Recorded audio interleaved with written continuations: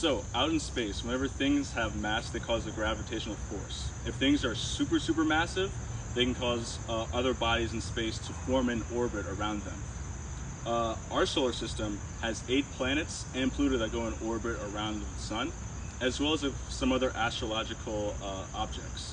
Now, I brought this poster here to show you guys a little bit of what the orbits look like. However, this poster isn't entirely accurate. It shows where the planets are in relation to the sun. However, the orbits are grossly exaggerated. They're super, super squished together. If this was an accurate poster, like, I wouldn't be able to hold it, showing how far all the planets were from each other. But what I have decided to do is do a little activity with you guys to show how far each planet is from the sun and from each other here in this parking lot. Alright, so first we have the sun, which is the biggest mass in our solar system. The sun. Grazie. Thank you, sun thrower. So this is what all the other planets revolve and circle around in orbit. Now, one step from the sun, we have Mercury. Nice. Mercury is the closest planet to the sun. It's also the smallest planet. It's really hot down there. Now, one step from Mercury, we have Venus. First try. Now, Venus is very similar to the shape of the Earth, very similar to the size of the Earth. However, it's covered with greenhouse gases. It's even hotter here than it is on Mercury. Now, we take a half step from Venus, and we have the Earth. Our wonderful blue-green planet. It's nice. I think I can see you guys.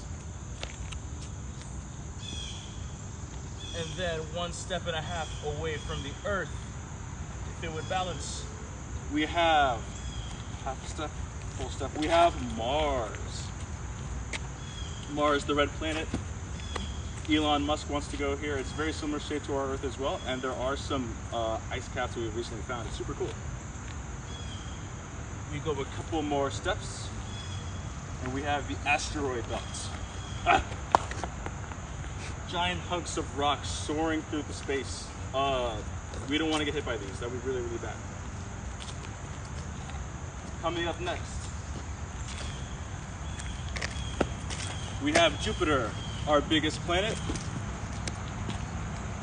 There is a storm constantly going on in Jupiter. The size of this storm in real life is about the size of 3 Earths. Jupiter is huge. It's a gas giant.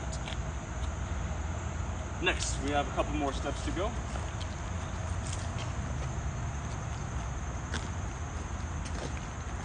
Here we go. Next, we have Saturn, the rings planet.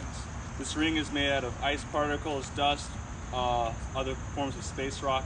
It's super, super cool. You can actually see it from telescopes really, really well. Another gas giant. Now we have a little while to go.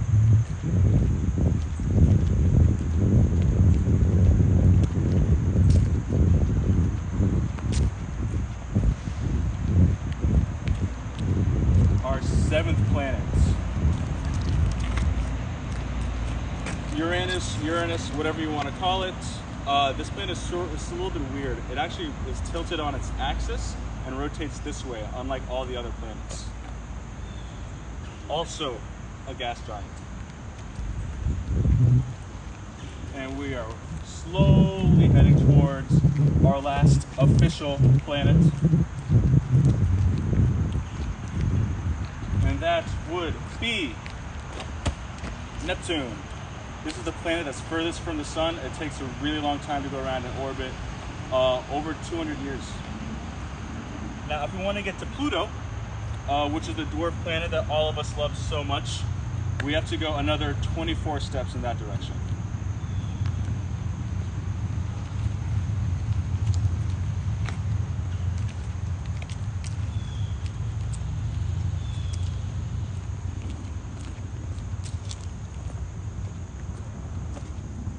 And last but not least, we have Pluto. The dwarf planet is no longer a planet anymore, unfortunately. But it is out in the Kuiper belt, which is another asteroid belt that's the furthest thing from the sun that is actually held by its gravitational field. Now, if we were to go back to Neptune and take a look back how far away everything is from the sun, you'll realize how incredibly massive our solar system is. So we have Neptune here. And way down there would be the sun. Space is huge.